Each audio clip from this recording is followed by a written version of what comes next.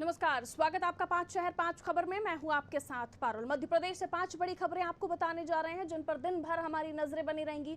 तो 5 तस्वीरें आपकी टेलीविजन स्क्रीन पर। सबसे पहले बात करेंगे किस तरह से मध्य प्रदेश में बासमती इन दिनों चर्चा में है। बासमती चावल की बात, जहां मध्य प्रदेश के बासमती चावल से पंजाब सरकार नाराज हो गई है। आखिर उसकी नाराजगी का क्या कारण है, ये भी हम आपको बताएंगे। दूसरी खबर में बात करेंगे कृषि कैबिनेट की। इस कैबिनेट का गठन करने का क्या उद्देश्य है और इसमें किसको जगह दी गई है, ये भी हम आपके सामने पूरे विश्लेषण के साथ लेकर आएंगे। तीसरी खबर में बात करेंगे मध्य प्रदेश में बेकाबू होता कोरोना। और चौथी खबर इंदौर से, जहां यूरिया खाद ना मिलने से किसान परेशान हैं। पांचवी और अंतिम खबर में हम बात करेंगे कैसे बारिश के मामले में जुलाई के महीने पर अगस्त का महीना भारी पड़ रहा है। इन 5 खबरों को पूरी तरह से विश्लेषण के साथ आपके सामने रखने जाएंगे। लेकिन आप पहले बात करेंगे बासमती चावल की, जिसको लेकर मध्य प्रदेश में विवाद छिड़ गया है।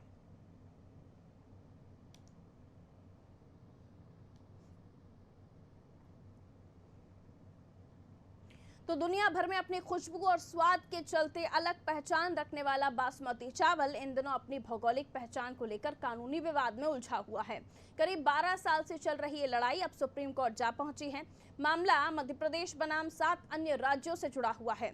अब पंजाब के मुख्यमंत्री कैप्टन अमरिंदर सिंह ने मध्य प्रदेश के बासमती चावल के जीआई टैगिंग देने पर नाराजगी जताई है। कैप्टन अमरिंदर सिंह ने इस संबंध में प्रधानमंत्री नरेंद्र मोदी को पत्र लिखा है। उन्होंने प्रधानमंत्री से इस पर रोक लगाने की मांग की है। उन्होंने कहा है, भारतीय बासमती की रजिस्ट्रेशन में किसी तरह की छेड़छाड़ से बासमती की विशेषताएं और गुणवत्ता के पैमाने पर अंतर्राष्ट्रीय मार्केट में पाकिस्तान को फायदा हो सकता है। इस पर सीएम शिवराज ने भी ट्वीट कर कहा, पाकिस्तान के साथ एपीईडीए के मामले का मध्य प्रदेश के दावे से कोई संबंध नहीं है, क्योंकि ये भारत के जीआई एक्ट के तहत आता है और इसका बासमती चावल के अंतर्देशीय दावों से इसका कोई जुड़ाव नहीं है। बासमती को लेकर पंजाब सरकार का कहना है, पंजाब सरकार के बासमती टैग का विरोध करने पर नरोत्तम मिश्रा ने भी तंज कसा है। गृह मंत्री ने निशाना साधा है। उन्होंने कहा, पंजाब में कांग्रेस की सरकार है और कांग्रेस हमेशा से ही किसान विरोधी रही है। मामला कृषि समिति पर विचाराधीन है और दिल्ली सरकार फैसला करेगी। इस पर मध्य प्रदेश में पूर्व मुख्यमंत्री कमलनाथ बताएं वो किसके साथ हैं। बता दें कि मध्य प्रदेश सरकार बासमती के लिए जीआई टैगिंग के लिए अपने 13 जिलों को शामिल करने की मांग कर रही है। पंजाब के अलावा हरियाणा, हिमाचल प्रदेश, उत्तराखंड, दिल्ली, पश्चिमी उत्तर प्रदेश और जम्मू कश्मीर के कुछ जिलों को पहले ही बासमती के लिए जीआई टैगिंग मिली हुई है। ऐसे में मध्य प्रदेश भी इसी टैगिंग की सूबे में पैदावार होने वाले बासमती के लिए मांग कर रहा है। विरोध कर रही है, कांग्रेस की वहाँ सरकार है और कांग्रेस हमेशा से किसान विरोधी रही है। मैंने कहा कि पहली बात तो उनके विरोध से क्या होगा, वो मामला कृषि समिति पे विचाराधीन है और दिल्ली सरकार निर्णय करेगी। लेकिन इसमें कमलनाथ जी तो बोले कुछ, हम किसान के साथ हैं, हम बोल रहे हैं हम मध्य प्रदेश के किसान के साथ हैं, हम पंजाब सरकार के खिलाफ हैं इस विषय पे। कमलनाथ जी किसके साथ हैं? कृषि पर विरोध कर रही है कांग्रेस। तो मध्य प्रदेश में एक नई बहस शुरू हो गई है, वो भी बासमती चावल को लेकर, जीआई टैगिंग को लेकर, जिसको लेकर अलग अलग तर्क दिए जा रहे हैं। लेकिन पंजाब के मुख्यमंत्री अमरिंदर जी ने कहा, मुख्यमंत्री प्रधानमंत्री साहब को ट्वीट करके, कि इस मामले में सरकार क्या कर रही है, पाकिस्तान इसमें फ़ायदा ले सकता है, वगैरह वगैरह। तो आप समझ ही गए होंगे कि अब मध्य प्रदेश की सियासत किस पर केंद्रित है, बेचारे बासमती चावल पर। और इस पर हम चर्चा करेंगे।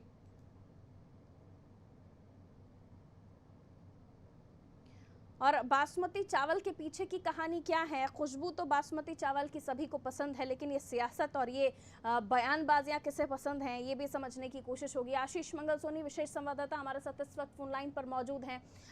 मध्य प्रदेश में बासमती चावल की खुशबू के बारे में बताएंगे। आशीष, वैसे क्योंकि एक मामला बहुत पहले से चल रहा है, कांग्रेस का कहना है 8 साल से ये पूरा मामला चल रहा है, इसमें क्या कर रही है बीजेपी की सरकार, मध्य प्रदेश में भी, केंद्र में भी। लेकिन कांग्रेस के समय पर भी ऐसा नहीं है कि चावल नहीं था मध्य प्रदेश में। अब इस पर जो सियासत हो रही है, मैं चाहूंगी दर्शकों को आप उसके बारे में बताएं। देखिए परुल, बासमती चावल को लेकर फिलहाल जो भौगोलिक पहचान को लेकर एक संकट सबके सामने है, क्योंकि दुनिया भर में अपनी खुशबू और स्वाद के चलते बासमती चावल की एक अलग पहचान है।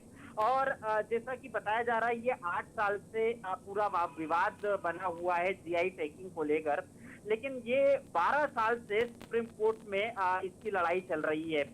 दरअसल मध्य प्रदेश के 25 जिलों में अच्छी किस्म का बासमती चावल पैदा किया जाता है, और लेकिन पंजाब के मुख्यमंत्री कैप्टन अमरिंदर सिंह ने जो पत्र प्रधानमंत्री नरेंद्र मोदी को लिखा है, उसके बाद से सियासत और गर्मा गई है।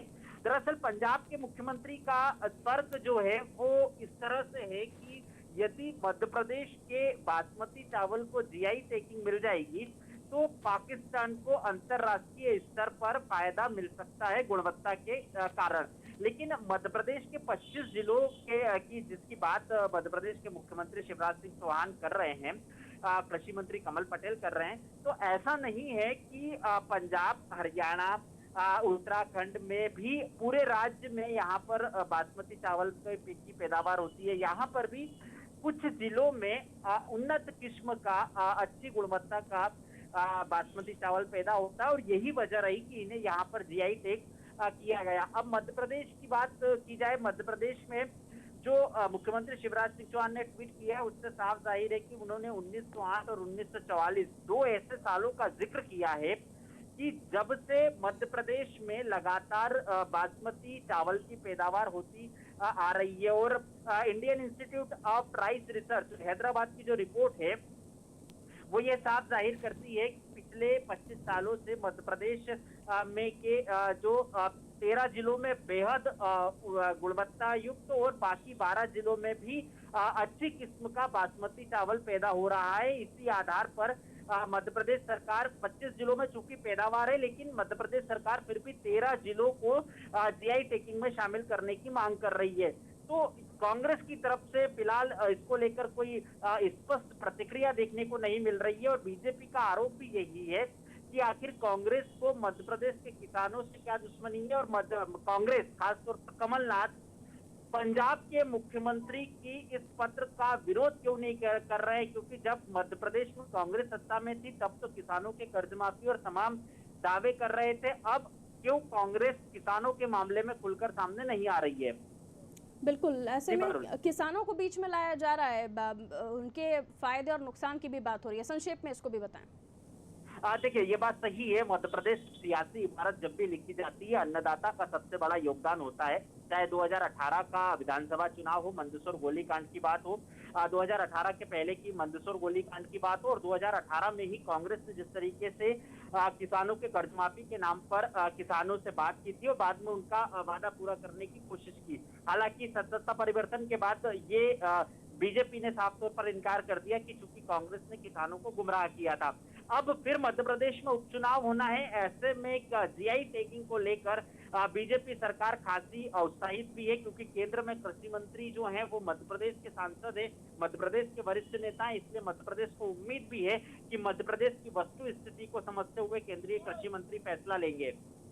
चलिए, बहुत शुक्रिया आशीष जानकारी के लिए। तो इस पर भी सियासत होना शुरू हो गई, और ऐसे में एक बार फिर किसान सियासत का केंद्र, क्योंकि जीआई टैगिंग मिलने से किसान जो बासमती चावल की खेती करते हैं उनको फ़ायदा हो सकता है। जीआई टैगिंग ज्योग्राफिकल इंडिकेशन, जो ऐसा नहीं है कि मध्य प्रदेश के कुछ ज़िलों के लिए जो डिमांड किया जा रहा है पहली बार है, कुछ और राज्यों के कुछ ज़िलों के लिए भी पहले से ही दिया जा चुका है। लेकिन ऐसे में मध्य प्रदेश की डिमांड को गलत बताना कैप्टन अमरिंदर सिंह पंजाब के मुख्यमंत्री की तरफ से कहीं ना कहीं कांग्रेस के लिए परेशानी खड़ी कर सकता है, क्योंकि इसे बीजेपी ने अब घेर लिया है।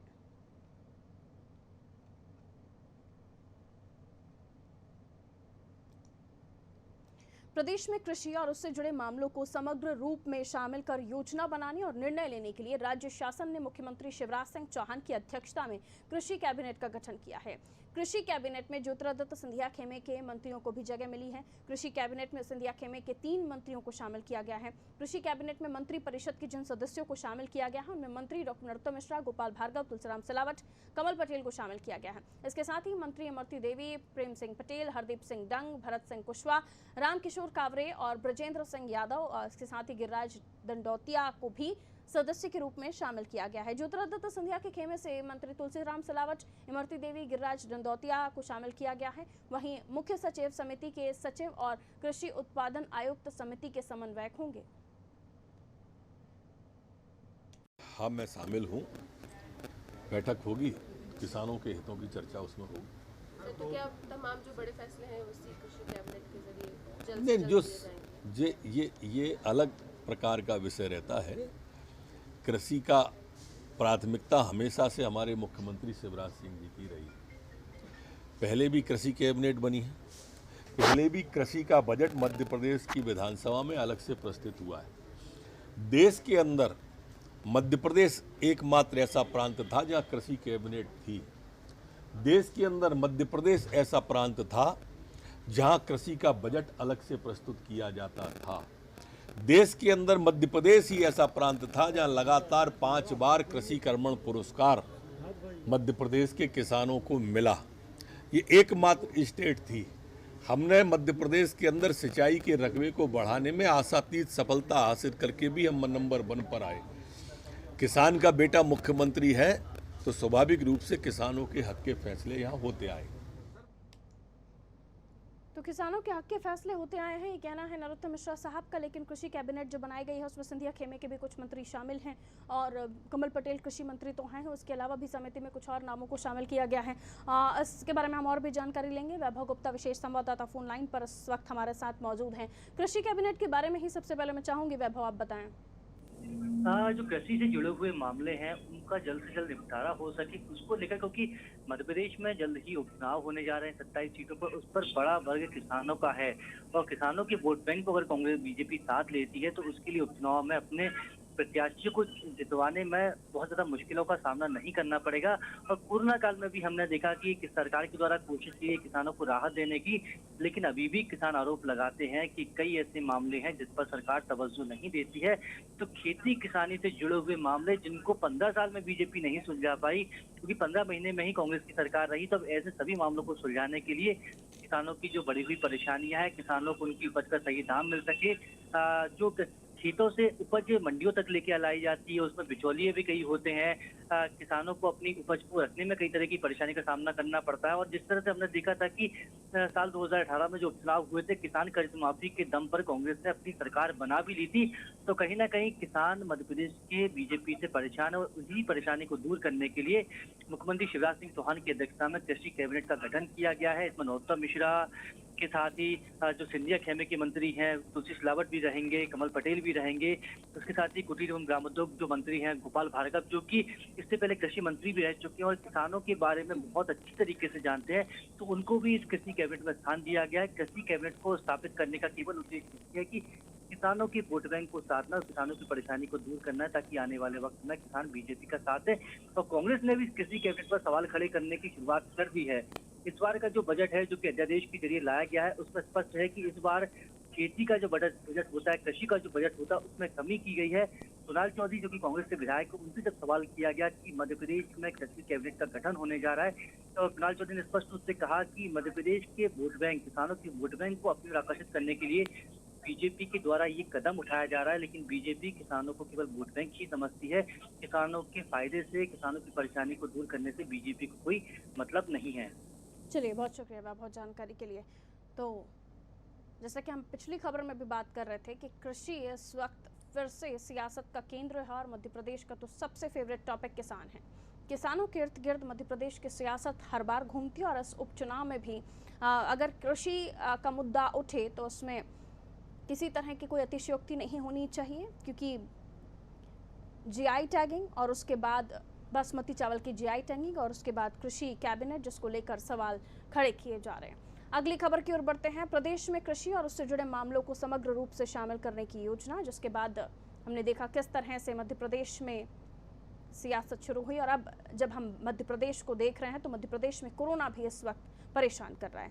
24 घंटे के अंदर प्रदेश में कोरोना के 652 नए मामले सामने आए हैं, जिसके बाद प्रदेश में कोरोना संक्रमितों का आंकड़ा 36,000 के करीब पहुंच गया। पिछले 24 घंटे में प्रदेश के 11 जिलों में 17 मरीजों की मौत हो गई। प्रदेश में अब तक 929 मरीज कोरोना से जंग हार चुके हैं। हालांकि राहत की बात यह भी है कि प्रदेश में पिछले 24 घंटे के अंदर 650 मरीजों ने कोरोना को मात दे दी।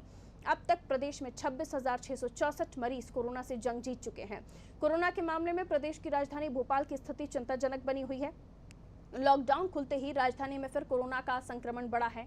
गुरुवार को भोपाल में कोरोना के 140 मरीज मिले, तो वहीं बुधवार को भोपाल में एक ही दिन में कोरोना के 162 मरीज मिले थे। 11 मरीजों की मौत हो गई। अकेले भोपाल में अब तक करीब 200 मरीज कोरोना से जंग हार चुके हैं।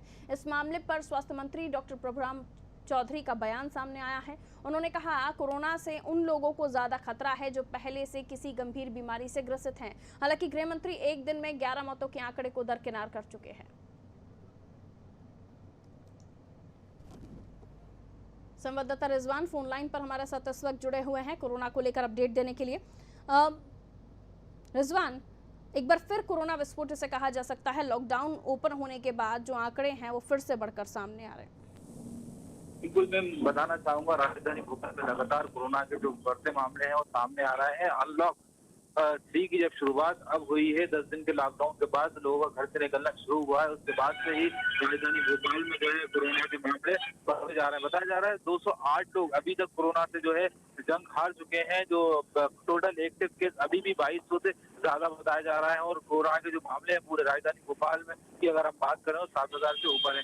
वहीं डॉक्टर्स का भी साफ तौर से कहना है उन लोगों को कोरोना सबसे ज्यादा नुकसान कर रहा है जो पहले से डायबिटीज, कैंसर और अन्य बीमारियों में पहले से हैं, उनको सबसे ज्यादा इफेक्ट होना कर रहा है। बताया जा रहा है तो इसके लिए अब लोगों को जागरूक भी किया जा रहा है और लोगों से जो जैसे ऑटो हैं उनसे ऐलान किया जा रहा है क्या लोग अपने बिना वजह घर से नहीं निकले और अति आवश्यक कार्य हो तो घर से बाहर निकले ताकि जो कोरोना के जो बढ़ते मामले हैं उनको रोका जा सके। जी, आंकड़े, कोरोना संक्रमित मरीजों के आंकड़े परेशान करते हैं, डराते भी हैं कि आखिर क्यों तमाम जागरूकता अभियान चलाने के बाद भी जो है कोरोना के आंकड़े रुकने का नाम नहीं ले रहे, या कोरोना के मरीज जो हैं वो क्यों नहीं कम हो रहे हैं।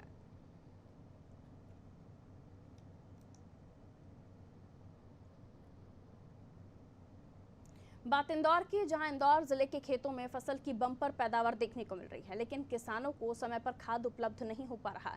सोसाइटीज में यूरिया खाद नहीं होने से किसान परेशान हो रहे हैं। ऐसे में किसानों की फसलों की पैदावार प्रभावित होने की पूरी संभावना है। किसानों का कहना है उन्हें बाजार से खाद का इंतजाम करना पड़ रहा है। वहीं अधिकारियों ने बताया कि अन्य खादों की आपूर्ति में कोई दिक्कत नहीं है, लेकिन यूरिया को लेकर समस्या जरूर है। दरअसल इंदौर में अगस्त की शुरुआत तक लगभग 11,000 मीट्रिक टन यूरिया की सप्लाई हो चुकी है, जिसमें निमाड़ क्षेत्र की आपूर्ति की जा रही है। क्योंकि इंदौर से ही संपूर्ण संभाग में खाद की सप्लाई की जाती है, तो ऐसे में खाद को लेकर अब ये कहा जा रहा है कि यूरिया आखिर किसानों तक नहीं पहुंच रहा, तो क्या वाकई कोई वजह है? आज यूरिया की भी दिक्कत थी, मगर अभी यूरिया का काम हो गया। अब जैसे जैसे निपटा लिया, दिक्कत आई थी थोड़ी, यूरिया नहीं मिल रहा था टाइम पे। हाँ। फिर करा जुगाड़, इधर उधर से लेके आए बोरी और डाली फिर यूरिया। अभी यूरिया की बात करें तो अभी क्या भाव मिल रही है यूरिया आपको सोसाइटी से, और कितनी बोरी की आवश्यकता थी और कितनी मिली आपको? मेरे को तो कम ही बोरी की ज़रूरत थी, 2 ही बोरी की ज़रूरत थी। जी। तो फिर हमने सोसाइटी में गए तो मिल नहीं रही थी, फिर जुगाड़ करी, एक जगह से लेके आए। फिर बाकी किसानों की क्या स्थिति, उनको यूरिया मिल पा रहा है? यूरिया की अभी किल्लत थी, अभी नहीं थी। हम आने वाले टाइम पे अभी से स्टॉक करते हैं यूरिया की, जी। वो भी नहीं है अभी। अब आने वाले समय में बाकी खेत जो गेहूं और बाकी चना और आलू की खेती होगी तो उसकी क्या स्थिति रहेगी? उसके लिए अभी से यूरिया चाहिए थे।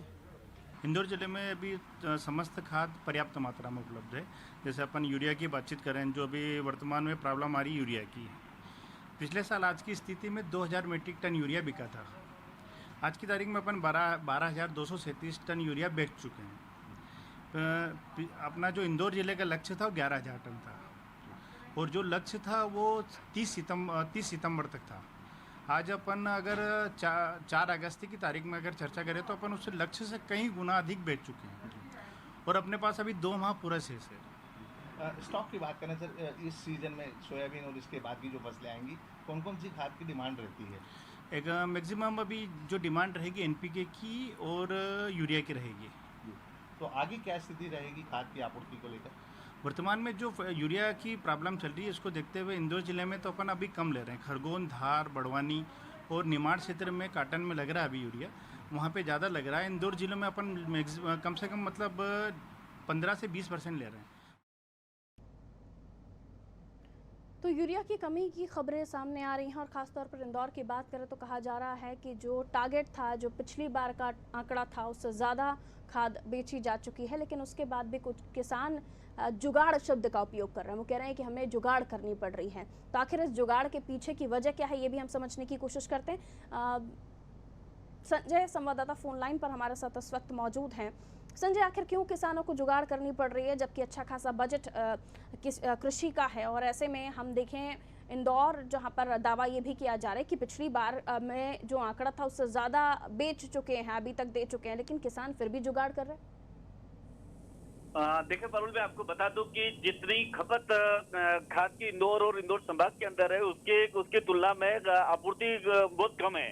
जिस तरह से अधिकारियों से चर्चा करी, अधिकारियों ने बताया कि पिछले साल की तुलना में इस बार ज्यादा किया गया था। पिछले साल में खाद की इसी तरह की किल्लतें देखी गई थी। किसान परेशान था, भयंकर रूप से परेशान रहा किसानों को खाद नहीं मिला, कई दिनों तक लंबा इंतजार करना पड़ा। किंतु जितनी खपत है उसके हिसाब से आगे से आपूर्ति नहीं आ पा रही। एक तो कोविड-19 के चलते जो ट्रक बाहर से आने थे तो उसकी सप्लाई भी नहीं हो पाई। दूसरा, पानी की बारिश जो है वो अव्यवस्थित होने के कारण कभी कहीं ज्यादा है, कहीं कम है, उससे भी खाद की आपूर्ति कम ज्यादा होती रहती है। तो इसी के चलते जो है किसान परेशान हो रहे हैं, क्योंकि खाद तो आया है लेकिन जितनी खपत है उसके तुलना में खाद कम आया है, इसलिए किसानों को मिल नहीं पाया। दूसरा ये कि जो बड़े किसान है वो अपने जुगाड़ से जो है वो खाद के स्टॉक कर लेते हैं, इसलिए छोटे किसानों को उतना खाद मिल नहीं पाता, उनको फाइनेंस की भी समस्या होती है, तमाम सारी दिक्कतें। वजह जो भी हो, आखिरकार परेशान तो किसान ही हो रहा है। हम आज के सेगमेंट में हम ये तीसरी खबर कृषि से जुड़ी हुई ले रहे हैं। हमने पहले बासमती चावल जीआई टैगिंग देखा, उसके बाद हमने जो दूसरी उसके बाद की खबर दर्शकों को बताई वो भी किसानों से जुड़ी। कृषि कैबिनेट, जब किसानों के बारे में इतना सोचा जा रहा है, उसके बावजूद भी अगर किसी भी क्षेत्र में किसान को किसी तरह की परेशानी है तो जिम्मेदार तो फिर वही सरकार। बिल्कुल सरकार जिम्मेदार है। देखो पारुल, मैं बता दूं, किसानों के बारे में सोचा जरूर जाता है लेकिन किसानों के बारे में किसी प्रकार का कोई एक्शन नहीं लिया जाता। बातें बहुत करते हैं, बहुत बजट भी आता है लेकिन बजट पेपरों में सिमट कर रह जाता है, ये किसानों तक पहुंच नहीं पाता। एक तो क्या है, किसानों में अवेयरनेस की कमी, दूसरा शिक्षा की कमी। इन दोनों कमियों के चलते सरकार की योजनाएं किसानों तक प्रॉपर तरीके से पहुंच नहीं पाती, इसलिए किसान सदा असंतुष्ट रहता है। अब आगे इंतजामों की क्या बात हो रही है संजय? क्या इंतजाम किए जाएंगे? क्या ऐसे ही फिर किसान जुगाड़ लगाएगा अपने खेत में फसल के लिए, जिसकी पूरी जिम्मेदारी सरकार की है? क्या फिर कुछ और देखेंगे, या अधिकारी कुछ कह रहे हैं कि हाँ आने वाले समय में कुछ जिम्मेदारियां वो ले रहे हैं, कुछ लोगों को सप्लाई, किसानों को सप्लाई होगा यूरिया समय रहते? देखिए पारुल, कभी भी किसी भी अधिकारी से आप चर्चा करते हैं तो वो कभी ये बात नहीं कहता कि हम ये इसकी पूर्ति नहीं कर पाएंगे। आश्वासन जरूर देता है वो, हमने ऊपर आगे से बुलवाया है, आगे से बुलवाएगा, जैसे आएगा वैसे हम सप्लाई कर देंगे। लेकिन सप्लाई के अंदर भी काफी समस्या है, इनके बुलाने और भेजने में। इन सब समस्याओं के चलते किसानों तक प्रॉपर तरीके से खाद नहीं पहुंच पाते, इसलिए किसान परेशान रहता है। पारुल, बहुत शुक्रिया संजय जानकारी देने के लिए। तो इंदौर ज़िले में खेतों में फसल की बम्पर पैदावार है, लेकिन बम्पर पैदावार को संज्ञान में रखते हुए, ध्यान में रखते हुए क्या यूरिया उतना उपलब्ध कराया जा रहा है? कहा जा रहा है जितना यूरिया होना चाहिए था उतना आया नहीं है, इसलिए किसानों को भी प्रॉपर नहीं मिल पा रहा है, इसलिए परेशानियां हो रही हैं। लेकिन किसान क्यों परेशान हो? जब सरकार किसानों की है, सरकार कृषि कैबिनेट बना रही है, सरकार कृषियों के बारे में सोच रही है, तो क्यों किसान फिर परेशान? आगे बढ़ते हैं। जुलाई का महीना और सावन सूखा बीतने के बाद अब बादल मध्य प्रदेश पर मेहरबान हैं। बुधवार को दिन भर झमाझम बारिश की झड़ी लगी। जुलाई की शुरुआत 20 दिनों में जितनी बारिश हुई उससे ज़्यादा अगस्त के 3 दिनों में बारिश हो रही है। मौसम विभाग का कहना है मानसूनी सिस्टम की मध्य प्रदेश में फिर से एंट्री हो गई है, जिससे 1-2 दिनों में मध्य प्रदेश में तेज बारिश के आसार हैं। जुलाई के शुरुआती 20 दिनों में जितनी बारिश हुई उससे ज़्यादा अगस्त के सिर्फ 3 दिनों में ही बारिश हो गई। 1 से 20 जुलाई तक भोपाल में 1.51 इंच बारिश दर्ज की गई, जबकि 3 दिनों में ही भोपाल में 1.83 इंच पानी बरसा है। कल देर शाम बारिश का जो सिलसिला शुरू हुआ, जो देर रात तक जारी रहा, अब 2 दिन और बारिश होने के आसार है। मौसम विभाग का कहना है कि प्रदेश में बंगाल की खाड़ी और अरब सागर में मानसून के दोनों सिस्टम सक्रिय हैं, जिसके चलते प्रदेश के ज्यादातर जिलों में बारिश हुई है।